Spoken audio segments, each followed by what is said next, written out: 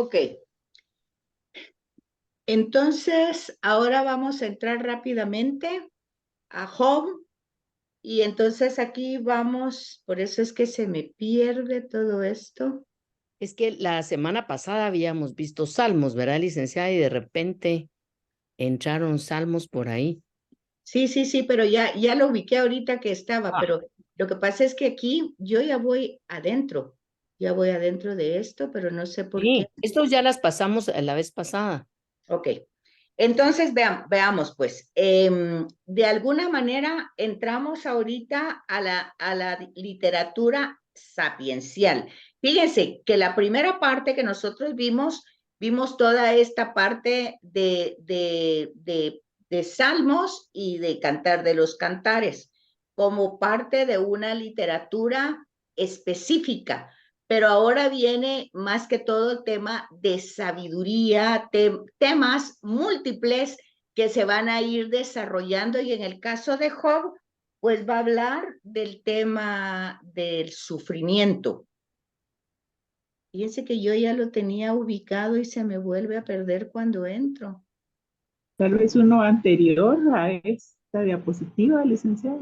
Fíjense No, que es, ya lo íbamos la vez pasada por la 16, ustedes, íbamos ya como por la 13. sí, ahí vamos adelante y ahora Sí, estoy, esperen un ratito. pero a Bueno, ver, pero vamos a seguir. Oigan, pues, entonces, lo que tenemos aquí es ver cómo se va avanzando. Ya en Cantar de los Cantares, en los Salmos, vimos la variedad de oración, toda la forma como nos podemos expresar en relación a Dios, toda la realidad que decíamos que debemos partir de la propia vida. El texto ilumina nuestro contexto vital cotidiano. Bueno, entonces ahora, digamos, en Cantar de los Cantares, pues vimos toda la parte del amor, expresado de diversas maneras, partiendo de lo que estamos diciendo ahorita, de la vida. Por eso parte del amor nupcial.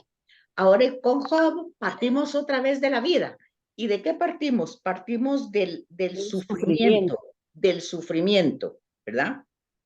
Y cómo este sufrimiento pues va a ir afectando la realidad, pero el contexto es muy sencillo, porque hay que ubicarse en la parte, en la mentalidad de aquella época. ¿Y cuál es esa mentalidad? Pues la mentalidad es simple y sencillamente el tema de la retribución. ¿Qué entienden ustedes por el tema de la retribución? Cuando uno es bueno, recibe cosas buenas. Cuando uno es malo, recibe cosas malas, ¿verdad? Ok, y entonces se supone que esa realidad todavía uno la tiene actualmente. Cuando la gente le está diciendo, por ejemplo, ¿cómo está? Bendecido. ¿Qué quiere decir?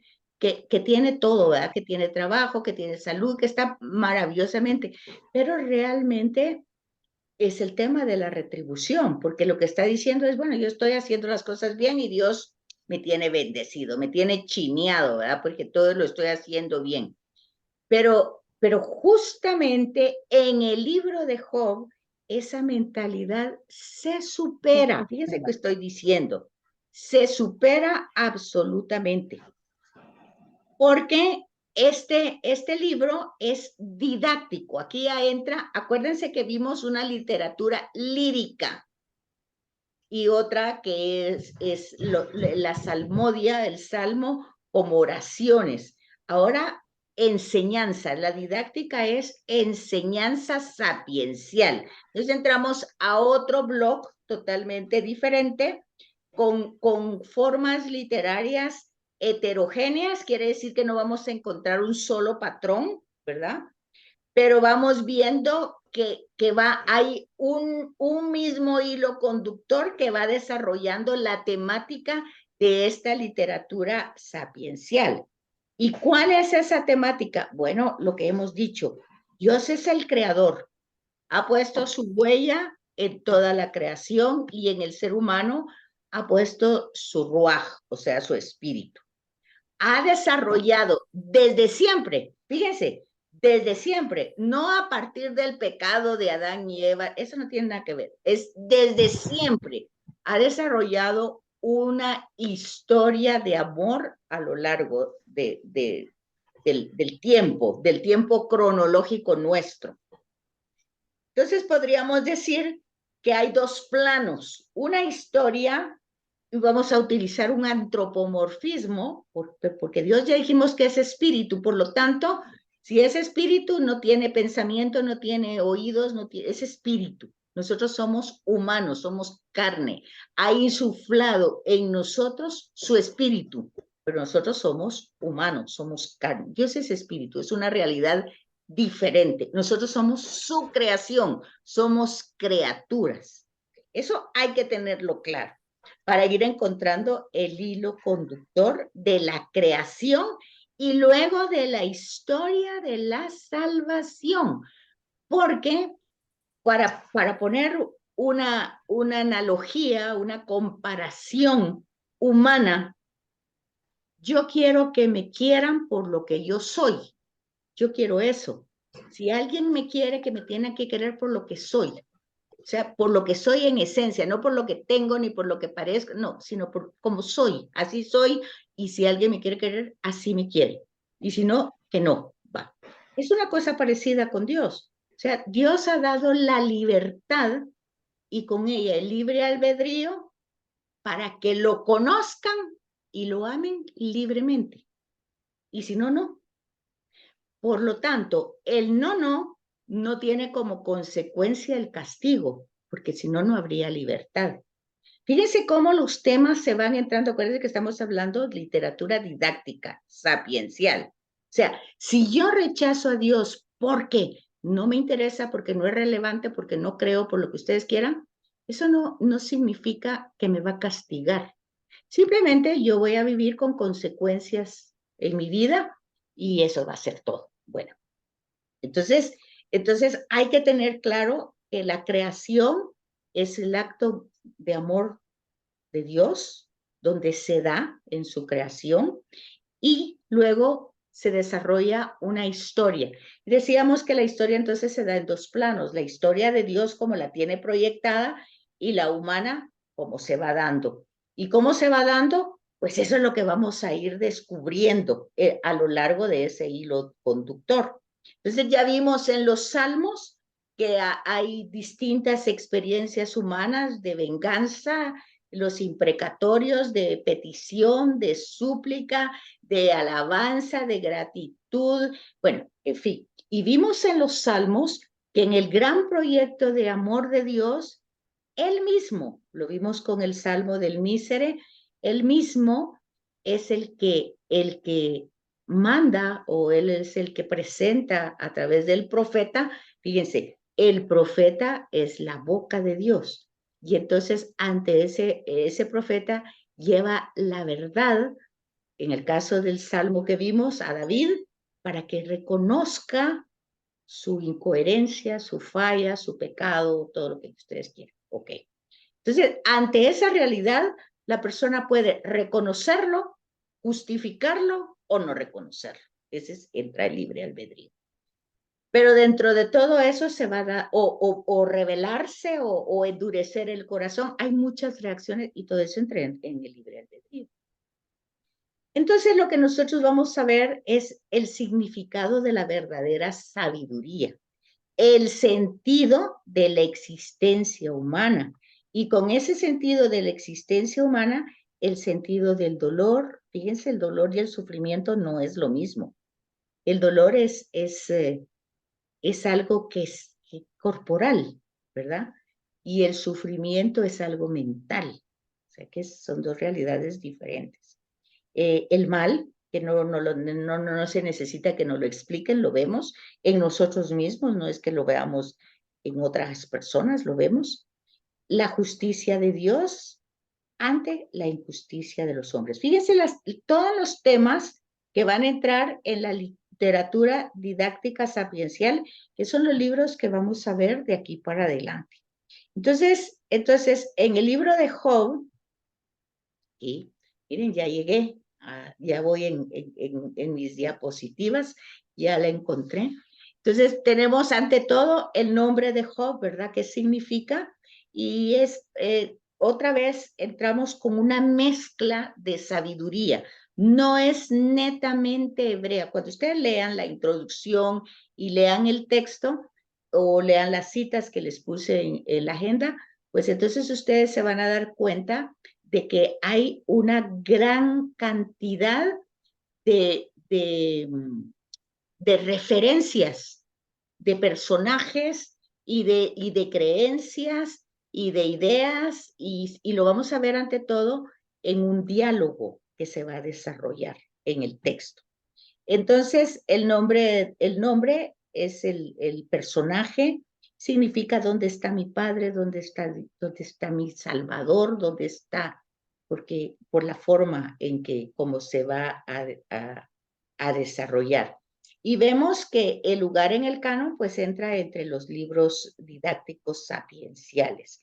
La estructura pues vamos a ir viendo que está desarrollada con una introducción, o sea, un prólogo, después un contenido, hay una pequeña narración, luego hay diálogos. En esos diálogos nosotros vamos a descubrir justamente el tema de la retribución, porque de alguna manera Job es un hombre justo, es un hombre, fíjense que el tema de la justicia en la Biblia no es que sea un hombre bueno, es un hombre justo, el tema de la justicia. Y ustedes van a encontrar que, por ejemplo, José, el esposo de María, cuando ve que está ella embarazada, sabe que la ley le permite, es más, le exige que la denuncie, la lleve al templo para que sea lapidada. Eso la ley se lo otorgaba, ¿sí? Y dice el texto, como era un hombre justo, entonces no estamos hablando de buena gente, estamos hablando de justicia. Entonces dice, al ser un hombre justo, pues él prefiere irse, ¿verdad? Y dejarla, y no la va a llevar a ningún lado, sino que simplemente se va a ir. Bueno, entonces el tema es un tema que va a ir, el tema de la justicia. Y Job es un hombre justo. Entonces, ahí lo vamos a encontrar en el diálogo que se da entre los amigos y Job, que los amigos no aceptan que Job sea justo. ¿Y por qué no? Pues porque le han pasado una serie de desgracia una tras otra, que si fuera justo, pues, ¿qué pasaría? Estaría bendecido, como dice la gente, ¿verdad? ¿Por qué? Porque te has hecho las cosas bien, Dios está contento con él, entonces, bendecido. ¿Verdad? ¿Y por qué? Y porque la bendición no solo tenía que ver con cosas de salud, sino que también con riquezas, con estabilidad. Es que, o sea, la bendición era en todo sentido, no era solo en una cosita, era estar perfectamente bien. Ojo con eso, por favor, porque este libro es superado en el Nuevo Testamento con la persona de Jesús. Y hay que fijarse bien, porque este es una figura literaria que como prototipo de sufrimiento y dolor, pues todo igual que Jesús, pero es totalmente distinto. Si ustedes van a hacer una comparación y se van a dar cuenta. Entonces, el libro pues tiene géneros literarios, nuevamente igual que Cantar de los Cantares, una variedad, pero básicamente también tiene diálogos, tiene simbología, tiene teología, y la teología es la de la predestinación. Pero, ¿qué pasa con la de la predestinación? No, la de la remuneración, ¿verdad? El ser remunerado. O sea, estoy haciendo bien, entonces me van a responder bien. Si hago mal, pues entonces me va mal, ¿verdad? Ese sería como el concepto que vamos a encontrar con los amigos de Job, que le tratan de decir, bueno, no, tú no eres, si tú fueras justo, si tú fueras perfecto, no te estaría pasando lo que te está pasando. Eso es lo que va en toda una parte del contenido del texto, ¿verdad? Todo ese diálogo. Y él pues dice que no. Luego tenemos en el prólogo, La parte que la gente, hay que leerlo cuando lo lean, pueden leer esa parte y leer la nota de pie de página, que entra en el prólogo, capítulo 1, ¿verdad? El versículo 2, capítulo 2, versículo 13. Y entonces ahí van a encontrar que se describe la vida de Job, que se desarrolla en paz, en concordia, pues es una persona religiosa, lleva una armonía familiar, tiene abundantes bienes, pero ¿qué pasó? Resulta que Satanás, y ahí entra este personaje, ¿verdad? En el versículo 4-5. Ese nombre significa acusador, adversario en el Evangelio. Va a significar el que miente, el que distorsiona. Pero aquí, en esta escena, pues resulta que Satanás está tomando café con Dios, ¿verdad? Están ahí en una tertulia y están platicando y Dios está diciéndole, pues, te das cuenta, ¿verdad? Que Job es realmente uno de mis mejores personas. Ahí tengo gran afecto hacia él, ¿verdad? Porque mira cómo es. Y pues Satanás le dice, pues claro, le dice, si lo tienes chineado, le das de todo, quítale y entonces a ver qué pasa. Entonces fíjense ustedes de que el texto se va a desarrollar y uno no tiene que quedarse con esta parte de Satanás, tiene un sentido teológico. ¿Cuál sería el sentido teológico que pueden encontrar ustedes en ese diálogo? ¿Cuál sería el sentido teológico? Lo vemos con Jesús. Vemos Jesús tiene pues esas tentaciones con Satanás. Pero veamos qué les parece a ustedes esa escena de los versículos 4 y 5. Si ustedes quieren dar una respuesta que sea inteligente, ¿qué es lo que tienen que hacer? Pie de página. Ah, muy bien. Y no decir, yo digo que no, yo no quiero saber eso. Yo quiero que vayan a pie de página y entonces vean ustedes qué les va a decir eso, ¿verdad?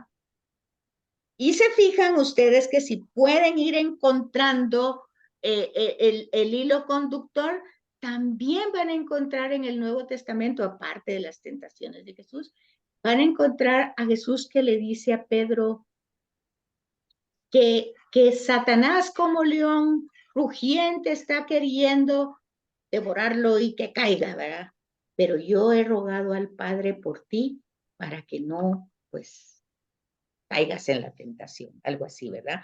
Es primera de Pedro, capítulo 5 del 8 al 10. Entonces, ¿qué es lo que les parece con esas líneas? ¿Qué es lo que a ustedes les parece que sería el sentido teológico de esa escena?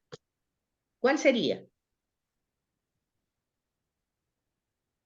El probar la lealtad del amor de Job, la amistad. Pero Dios, a eso no es, yo no le llamaría amor a eso. O sea, si estoy hablando que Dios es amor y luego me va a poner esa prueba tan espantosa, yo creo que ahí yo ya me voy, ya no creo en ese Dios. No me llama la atención. Alguien que me Está ponga, probando si yo lo amo, sino que él me ama, no, independientemente de que yo lo ame, claro. no, yo creo que cuando la gente habla que esto es una prueba, que este es aquella prueba y que Dios te puso a prueba, yo creo que con un Dios que lo ponga, ya para mí ya no tiene importancia ese ser. Porque ¿cómo pues? ¿Cómo? Si yo soy una criatura, soy su criatura, me conoce, sabe, ¿de qué me va a probar? Hay que irse a la carta de Santiago que dice Dios no prueba a nadie, no puede. No, simple y sencillamente no se puede. Es No necesita hacer como, eso. como que ustedes le pongan un sartén caliente a su hijo chiquito y dice, a ver si me quieres, tráemelo así hirviendo, porque a mí me gusta tomarme el caldo hirviendo. Tráemelo hirviendo y el niñito ahí con sus manos. No se puede, no se puede. Y ese tipo de interpretaciones son las que definitivamente no pueden entrar como una interpretación con el hilo conductor que llevamos del amor de Dios. Ahora, hay una explicación y es que estamos diciendo que la literatura la formación, la estructura y el contenido del libro y la formación del libro, y estamos viendo aquí que la literatura es extra bíblica. O sea, no viene directamente de la raíz hebrea, sino que está pues interpretada, razonada, contada. Es una pequeña, como un cuento, que si es histórico, que si este personaje existió o no existió. Bueno, tal vez no vamos a encontrar un instrumento arqueológico, algo que diga ahí Job o algo así, pero nosotros podemos ver con claridad el sufrimiento de gente inocente, el sufrimiento, y hoy sobre todo niños con cáncer, ¿no? Y ahí estamos viendo el sufrimiento de alguien que pudo haber hecho, como le preguntarán los discípulos a Jesús. ¿Y quién pecó para que lo castiguen y haya nacido ciego? O sea, si el tema es que si yo hago el bien y recibo el bien, y si yo hago el mal, recibo el mal, bueno, entonces, ¿quién lo castigó? Pues, ¿o qué pasó cuando hizo algo malo si nació ciego? Entonces, hay que irse fijando en todos esos hilos conductores e ir viendo la respuesta que da Jesús. Pues es que no es esa la interpretación de la Escritura. El sufrimiento. Así. ¿Qué manda? ¿Qué manda? ¿Quién más iba a hablar, creo yo? Disculpe, licenciada. Yo le decía del sufrimiento, también es el entendimiento del sufrimiento, porque es muy humano, o sea, aquí realmente con el detalle que se describe también, todo es hablar sobre el sufrimiento y la reflexión sobre el sufrimiento y su relación con Dios. Entonces, aquí, por ejemplo, el comentario les dice, después, coloca esta escena con una realidad teológica. ¿Sí? Yo no puedo comprender los designios de Dios, no los puedo comprender. No puedo entender por qué hace las cosas como las hace. Eso forma parte de mi creaturalidad y de mi limitación. Lo que sí sé con toda claridad es que Dios me ama. Ahora, ¿cómo puedo entender su amor en este momento que es tan doloroso, tan sufriente, tan terrible? Pues otra vez entro en una reflexión, es decir, bueno, Dios lo permite, y ya entro con el tema de Jesús. Todo pasa para gloria. No es que Dios se gloríe con mi sufrimiento, sino que el sufrimiento va a tener efectos en mi persona, que si yo, sin comprender qué es lo que está pasando, o por qué está pasando, o si lo merezco o no lo merezco, pero si lo que yo tengo que entender con claridad es que si yo no sé y yo no entiendo, Dios sí sabe, y Dios sí entiende, y Él sabe por qué está pasando esto. Entonces, desde ese principio teológico, que Dios es mi creador y Señor, y que es plena sabiduría, porque estamos en eso, en las sabidurías, libros sapienciales. Entonces, sabiduría didáctica. ¿Dónde tengo que fundamentarme yo? Pues es que yo no lo entiendo todo, ni lo puedo saber todo, ni puedo captarlo. Lo único que sí sé es que Dios me creó, tengo su ruaj en mí, me ama, formo parte de su creación y de su proyecto, y aunque yo no lo comprenda, pues me abandono en ese tema. Bueno, ese es el pequeño, sin dar mucha explicación, esa es la pequeña línea que va en el prólogo. O sea, cuando se dice Dios permite, o sea, el mal está ahí y ok, Dios lo permitió. ¿Por qué lo permitió? Pues solo Él sabe por qué lo permite. Yo no puedo saber por qué lo permite. Pero sí puedo entender que si está sucediendo, no es porque se le escapó de las manos ni porque me está castigando, sobre todo porque el tema es el sufrimiento del justo. Entonces, y está dicho en el prólogo que el hombre es justo, pero entra este personaje, y este personaje pues va a distorsionar, pero al final es donde nosotros vamos a ver la verdadera realidad del texto. Entonces, en los capítulos 1 y 2 vamos a ir encontrando el relato popular de las tentaciones, relato que también lo va a vivir Jesús, ¿verdad? Y el lector va a ir siendo conducidos para que vayamos viendo cómo es que Dios actúa y cómo Dios está entre su corte celestial, sus ángeles, y también está pues dialogando con Satanás.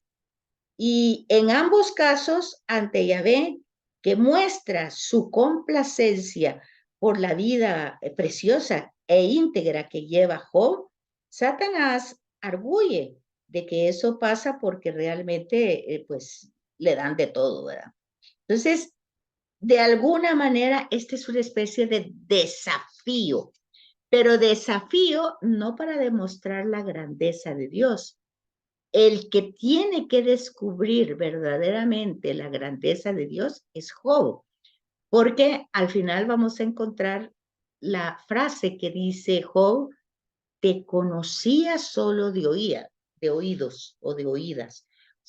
O sea que él era era justo y era religioso y era muchas cosas, pero realmente no conocía verdaderamente quién y cómo era Dios. Y a través del sufrimiento y el dolor, que en muchos momentos él se defiende, pero en otros también, pues llega un poquito a desesperarse, pero él en ningún momento pues blasfema ni nada, sino que de algunos, en todos los casos, pues Job se va viendo como siervo, ¿verdad? Como alguien que cree. Y se fijan ustedes que Satanás también es un siervo, ¿verdad? Que quiere como distorsionar la realidad. Entonces, eh, esto pues se ve como la sinceridad de Job que vamos viendo en los diálogos, se ve como muy auténtica, ¿verdad? Porque él se sabe protegido, se sabe amado, y entonces Dios espera sostener a Job en todo este momento de dolor, y es un desafío hacia Dios mismo. ¿Por qué? Porque puede pasar que Job pues se desespere, se angustie, blasfeme y diga pues ya no creo, ¿verdad? Como pasa muchas veces en la actualidad. O Entonces que, vamos viendo qué manda. o que escuche a los amigos, ¿verdad? Y Ajá, que que los... le ponga demasiada atención a cada cosa que les está diciendo. Entonces vamos viendo todas estas tentaciones que se van desarrollando como un coloquio, ¿verdad? Que se va presentando en distintas escenas. Licenciada, ¿Y un comentario. qué manda? Gracias. Y poniéndolo ahorita en la actualidad, cuando vemos esos casos en la vida, en ¿Real? nuestra propia vida, de las personas que conocemos, y cuando hay tanto dolor, y siempre surgen esos comentarios que lo dejan a uno frío sobre de gente que no está en nada. Qué pena, ¿verdad? Pero igual es su camino. Y el decir del karma, ¿verdad? Que hablan del karma y todavía lo dejan a uno más frío si uno no estuviera en esta línea. Pero esos comentarios tan comunes, ¿verdad?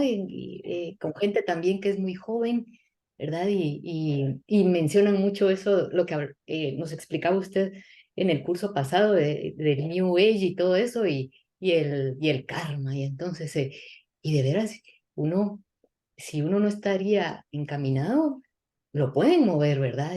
Te Lo pasó que, por algo, porque hiciste algo, o si no fueron tus abuelitos, y entonces, pero fíjese, Rosana, en una cosa tan sencilla ahorita, lo que está pasando por las chicas esas que jugaron el fútbol, por el beso ese que se dio, que no sé qué. ¿Cómo se ve el feminismo? ¿Cómo se ve los movimientos que se desarrollan? Y yo digo, por más que yo quiera, pues claro, que está fuera de lugar, que fue equivocado, pero todo eso que hace que llega a las personas a tomar papeles tan de justicia, tan terribles, como usted dice, lo deja uno frío, de ver realmente decir, no puede ser una cosa tan terrible que pasa. Y yo le decía a uno de mis hijos, bueno, a los dos que estaba platicando el fin de semana, decía yo, Pero si el Dalai Lama le dio un beso a un niño chiquito y no sé qué, y no le hicieron tanto problema como le están haciendo a este pobre.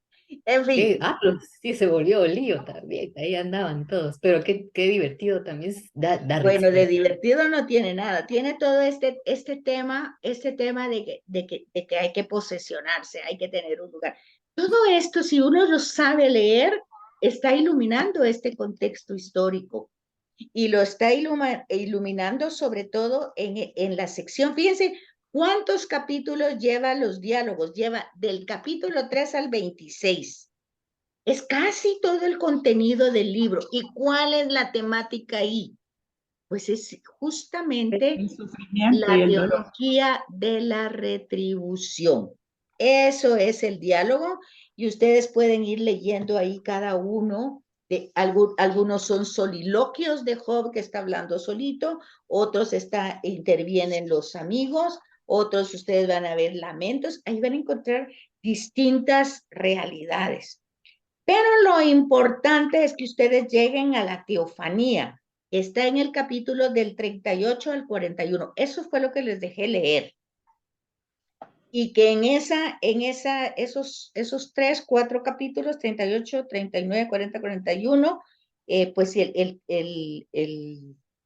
libro termina en el capítulo 42, ustedes puedan entender realmente todo ese proceso de dolor, de sufrimiento y toda esa mezcla de culturas que están puestas por escrito. O sea, ahí hay una cantidad de mentalidad religiosa y que ha llegado hasta nuestros días, pues, porque nosotros pensamos que la gente de antes era no sé qué, no sé cuánto, pues son las mismas ideas en formas totalmente, eh, pues no son novedosas, son expresadas de otra manera, pero es lo mismo. Entonces, no sé si tienen dudas, preguntas aquí. Sí, licenciada, tal vez regresando de nuevo al principio y que a mí me impresionaba bastante ese diálogo, como usted lo mencionaba, de Dios con Satanás, ¿verdad? Pero leyendo el pie de página y A ahí, ver, quiero oír eso. ¿Qué dice el ajá, pie de página? y ahí explican pues de que Satán realmente era un ángel que obedecía a Dios y que él va a hacer lo que Dios le permita hacer. Y presentan el diálogo que a uno lo deja pensando cómo puede ser eso, que el demonio se siente a platicar con Dios como un igual. Y entonces al entender esa explicación de que Satán, claro, fue tomando otros nombres y lo vemos de diferente forma, pero nos refiere también a una parte de Lucas, ¿verdad? Donde vamos a ver acá, dice que Dios aquí vuelven a hablar de Satán cuando, cuando precisamente lo que usted decía en su anterior intervención que dijo que, que Jesús le decía a Pedro que Satán lo había pedido para zarandearlo, ¿verdad? Entonces Ajá. ahí se da uno cuenta y que intervino Jesús para decir que no, que le diera fortaleza para él resistir. Entonces vemos nuevamente que sí, este Satán es un ángel que tiene que obedecer a Dios. Pues acuérdense ustedes que ahí volvemos a regresarnos a Génesis 1 y 2. La creación, toda fue buena, toda. El hombre es bueno, todo es bueno. Todo, cuando creó el ser hombre y mujer, vio que era muy bueno. La creación es buena, salió de la fuente santa, perfecta de Dios mismo. Entonces tenemos esa es nuestra fe. Eso es lo que creemos. Cuando decimos, creo en Dios Padre, Creador y Señor, bueno, pues eso. De todo lo visible, pues yo creo que es ese Creador, Señor, todo es de Él. Entonces el permitir, pero es que aquí va otro elemento. el elemento de que yo no voy a manipular a Dios porque yo haciendo cosas que yo pienso que como soy buena, que como voy a misa, que como yo hago esto, como yo hago el otro, Dios, ¿por qué me va a pasar a mí esto? ¿Por qué? A ver, ¿por qué? Que Dios me explique a mí, bueno, ¿quién soy yo? Ese va a ser la del 30 y, ¿qué número les dije? Del 37 al ¿qué? Al Al 40, 41. al 38, 41, 38 al 42, donde 41. se termina. Sí, del 38 al 42. Entonces, es para fijarse, y hay varios elementos ahí que uno tendría que corregirlo de lo que nosotros pensamos y creemos de Dios. Por ejemplo, Dios me lo dio y Dios me lo quitó. Dios no quita nada, porque todo es de Él y buenamente nos lo ha dado. Y no lo ha dado por amor y no es para siempre, porque el único eterno es Él. Luego nosotros somos criaturas que hoy estamos, dice el Salmo, y mañana no, que somos como la hierba del campo, pero eso somos todos. Como eso de que sí que, porque por ejemplo esa mentalidad de que un hijo no se puede morir antes que un papá, pues es que pues a María se le murió el hijo antes. Y José murió Sí, antes. En fin, hay cosas que nosotros tenemos que, hay mentalidades que nosotros tenemos que corregir con la escritura. Y para eso es el estudio, para ir entendiendo lo que va iluminando la escritura, lo que va corrigiendo, porque Job corrige esa teología de la retribución. Y nosotros tendríamos que complementarla con todo el sufrimiento de Jesús, con su pasión, con su muerte. Tendríamos que complementar con sus tentaciones. Todo lo que es Jesús es parte de esto mismo. Entonces, por eso les decía que es una figura la de Job, porque es el sufrimiento del justo.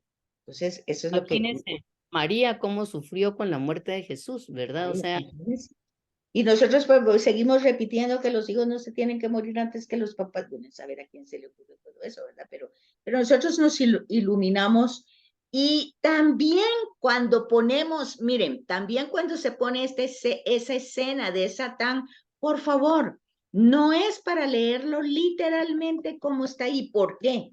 Porque dice que es un libro de literatura extrabíblica.